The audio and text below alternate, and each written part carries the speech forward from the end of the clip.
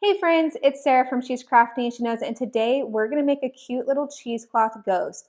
This is a fun, easy, and kid-friendly craft that I think you're really going to enjoy. So let's go ahead and get started. So I have all my supplies laid out. The main supplies are cheesecloth, the white regular kind of Elmer's glue, water, and paint. And then to give the shape of the ghost, I have just one of my regular glasses. You could use a mason jar or any kind of jar or glass.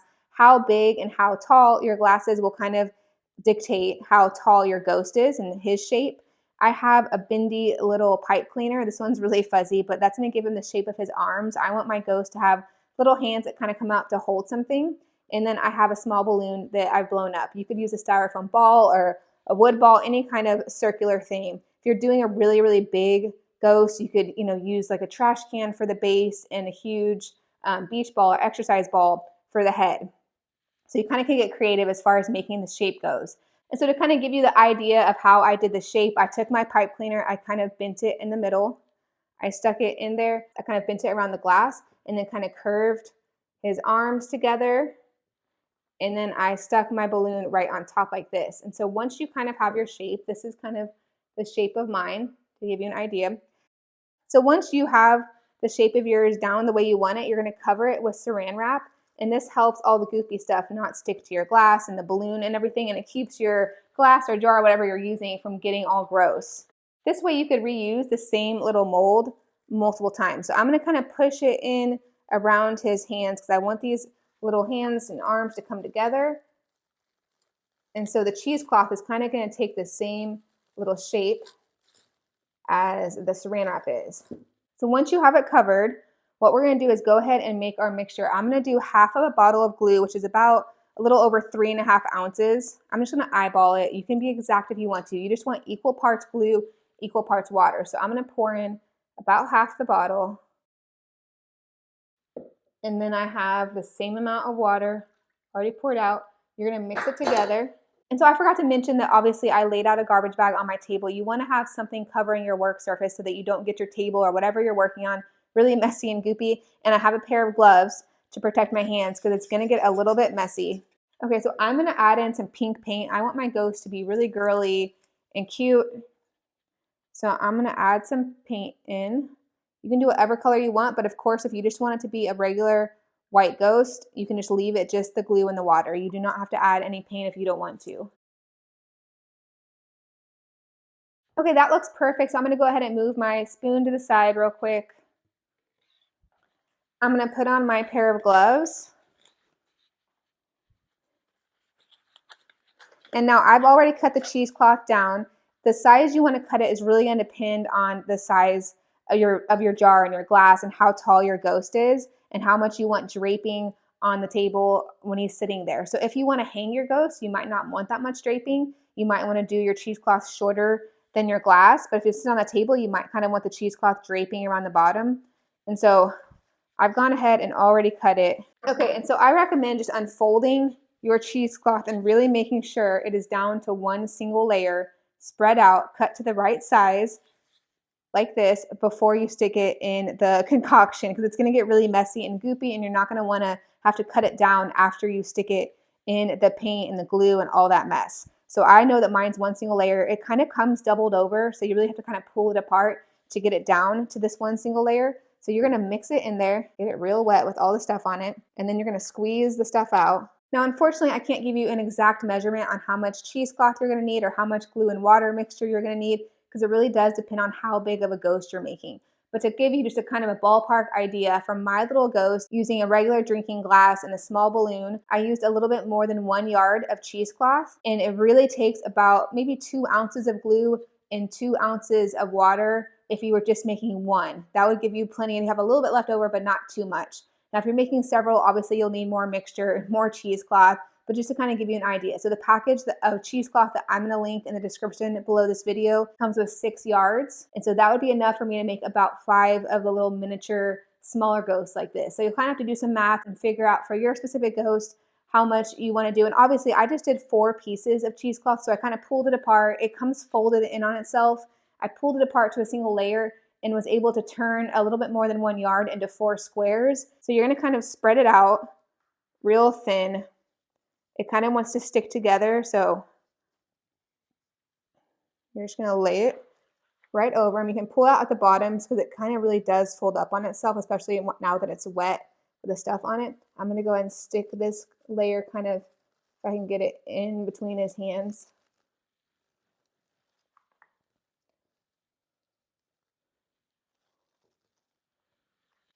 Okay, I'm gonna move on to my next piece.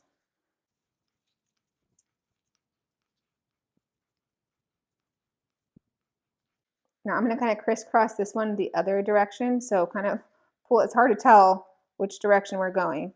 So kind of stretch it out as much as you can. Especially those ends, like I said, they get really kind of tangled together.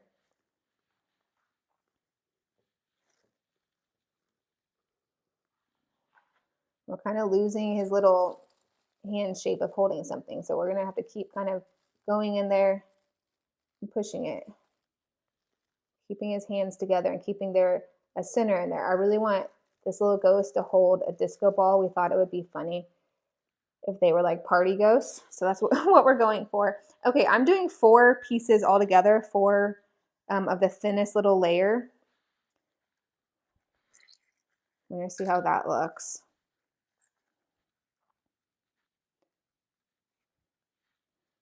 Okay, go ahead and spread it out again.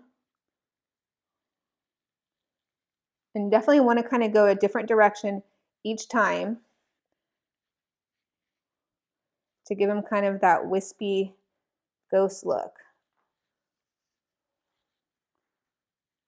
So I kind of like it where the ends are a little bit raggedy, kind of touching the table. It's going to kind of rest on the table at the bottom.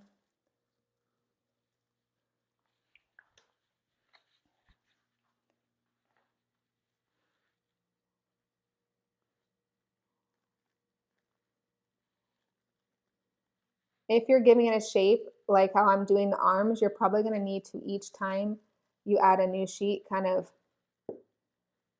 try to keep that same shape.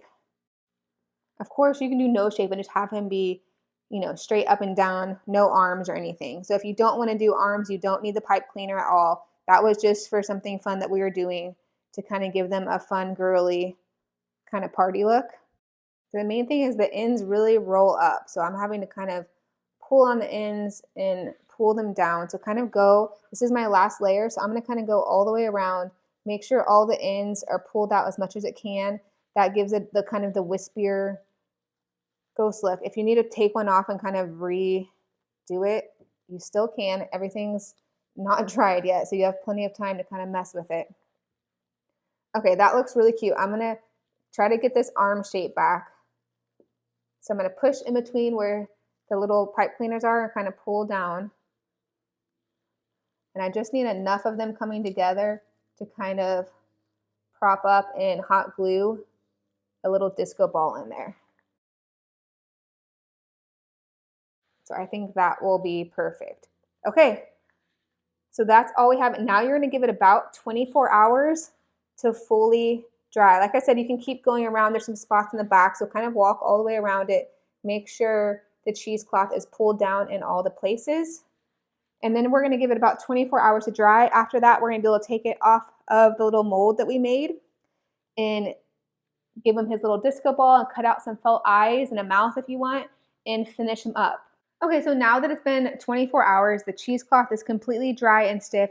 I'm gonna use just a long sewing needle to go ahead and stick it through the top of the cheesecloth. You've gotta kind of find a hole, go through the saran wrap and poke the balloon and it'll kind of start releasing air. So I think I got it. Move my pin to the side and then I'm gonna slowly kind of pull the cheesecloth up. There's saran wrap attached, so I'm kind of pulling the saran wrap out. A little pipe cleaner coming with it, and there the balloon is small because I popped it and everything is good. So I'm gonna move this to the side. So now we have our little cheesecloth ghost that is standing up on his own with nothing holding him up. He is completely stiff. And of course you could add little twinkle lights inside if you wanted to. There's little battery operated packs you can buy online that you could put inside and make him kind of twinkle. Okay, and so what we're gonna do now is go ahead and cut out his face. I'm gonna cut out 2 little oval eyes and a round mouth out of black felt, and then we're just gonna hot glue that directly onto him to give him a cute little face. Okay, and so here's what I cut out. We're gonna go ahead and hot glue it right onto him.